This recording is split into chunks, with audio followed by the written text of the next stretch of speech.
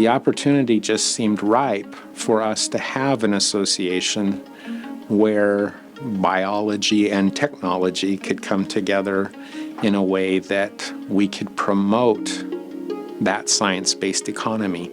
Well, there was a growing biotech sector, both in the industry, but also with universities. There was an increase with some of the initiatives, increased focus on research, and a good part of that was biotech related as well as medical science related. I think that's why in 2007 the decision was made that we needed South Dakota Bio. We needed to organize in such a way that we could bring not only companies together, but also bring the universities and STEM education and everything else into more focus. And that's exactly why South Dakota Bio was originally founded.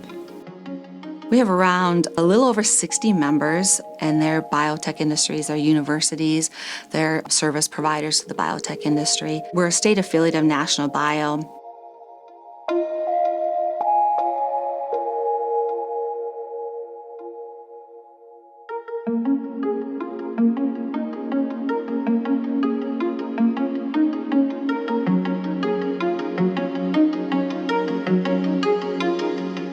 Really where we like to talk about is the bioeconomy, because it's really encompasses not just the biotech industry, it's accountants, it's IP attorneys, patent attorneys, it's insurance providers that really are targeted to the biotech or life sciences industry. These are good jobs for people to come to here in our state, which is what we talk about to our state leaders.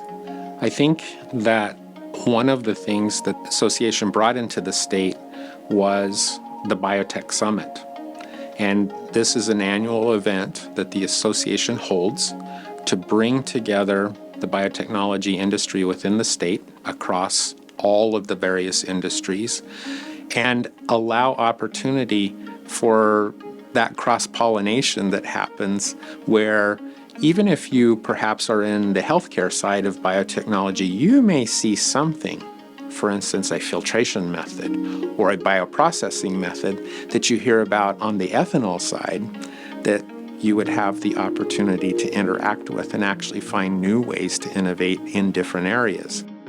Well, it's matured in a variety of ways. One of them is now there's significant clinical trials involvement, both with Sanford and Vera, but also on the Native American community with Missouri Breaks, which really we didn't see. You also see and have seen much more significant investments into biotech companies in the state, which has helped them to grow and prosper. My job is to make sure that our members are successful and that they get what they need. So I think the connections that we have with our members and that we can provide them is the biggest benefit.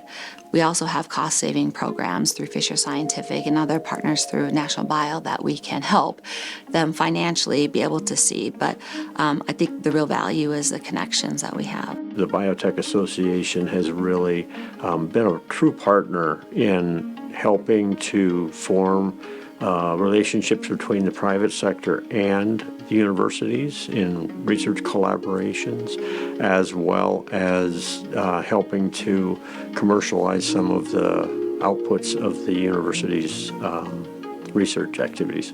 South Dakota Bio, with our organization, has certainly been instrumental in helping us to promote ourselves, our business, find ways to move forward, even during difficult times, and there have been many over the time that South Dakota Biotech has existed, whether it's in financing the organization, some of the regulatory and even some of the lobbying that's done within Washington, D.C. to ensure that either laws or regulations that affect the technology do not inhibit innovation.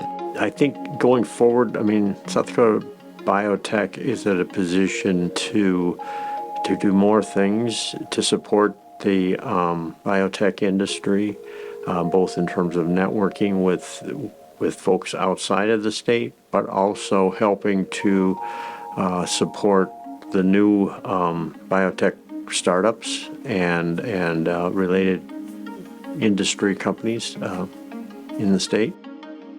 Generally, our strengths here in South Dakota are the ag feedstocks.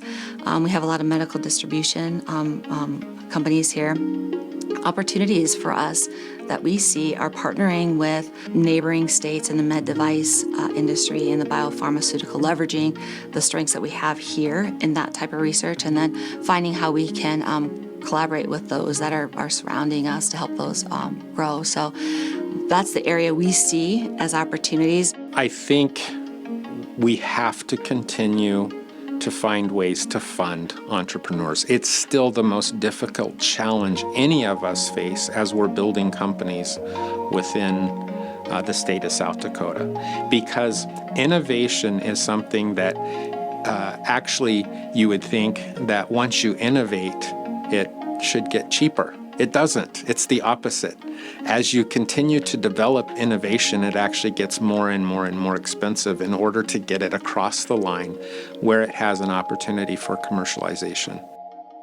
We've achieved a critical mass of biotech industry here in South Dakota, so we have since now pivoted some of our focus to the South Dakota Biotech Council, rebranded it. It's doing business now as BioRise, so it's not new per se, but it's a new name for us.